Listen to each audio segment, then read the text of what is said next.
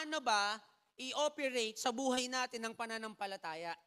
Kasi useless ang isang bagay or useless ang malaman mo na maganda ang isang bagay pero hindi mo naman alam paano gamitin.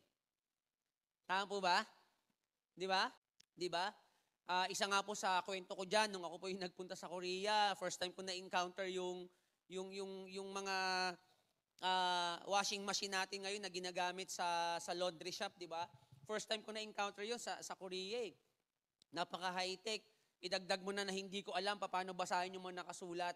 Mga kapatid, so kahit anong ganda, mga kapatid, di ko na pakinabangan eh. At the end of the day, alam niyo po paano ako naglaba? Doon sa paraan na alam kong paglalaba, nagkamay ako. Alam niyo po yun? Samantalang nandoon yung magandang washing machine. So kahit anong ganda ng gamit, kahit anong high-tech pa ng gamit, pag hindi mo alam paano gamitin, hindi mo ito mapapakinabangan. Same with our faith. Kahit na alam mong napaka-powerful ng may pananampalataya. Amen po ba? Amen po. Alam nating powerful ang pananampalataya. Amen. Di ba? Alam mong may mga bagay na hindi kayang abutin ng kamay mo, pero kayang abutin ng pananampalataya mo. Amen po ba? Amen. Kaya lang, kahit na alam natin yan, kahit alam mo pa, memorize mo pa yung definition ng faith, sa Hebrews chapter 11:1, mga kapatid, kaya lang hindi mo siya alam paano i-operate, hindi mo siya mapapakinabangan. Ini-encourage tayo ng Bible na walk in faith and not by sight. Amen po? Kasi sapat ang mga nakikita mo sa paligid, tingin ka sa paligid. Paglabas mo sa church natin, tingin ka sa paligid. Sapat yan para patigilin ka. Sapat yan para pahinain ang loob mo. Amen po ba? Amen? Sapat yan para patigilin ka. Pero kapag alam mo kung paano mag-operate sa pananampalataya, kahit anong hindi magandang nakikita mo, may makikita kang maganda. Kaya napakaganda po nito mga kapatid. So maraming paraan para i-resolve ang problema at maging matagumpay mga kapatid.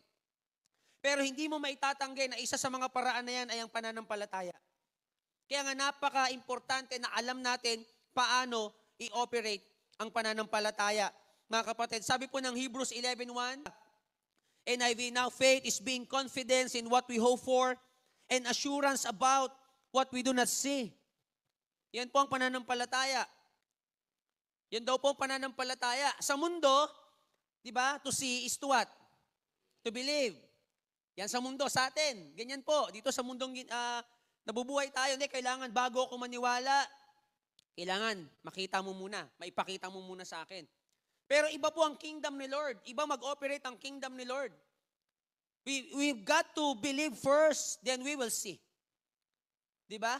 Kaya nga yung mga hirap sumunod kay Lord, mga kapatid, yan yung mga hirap munang tumingin sa pananampalataya. Mga kapatid, at hindi po tayo ganyan. Pakisabi sa katabi mo, hindi tayo ganyan. Okay po, we will walk by faith and not by sight.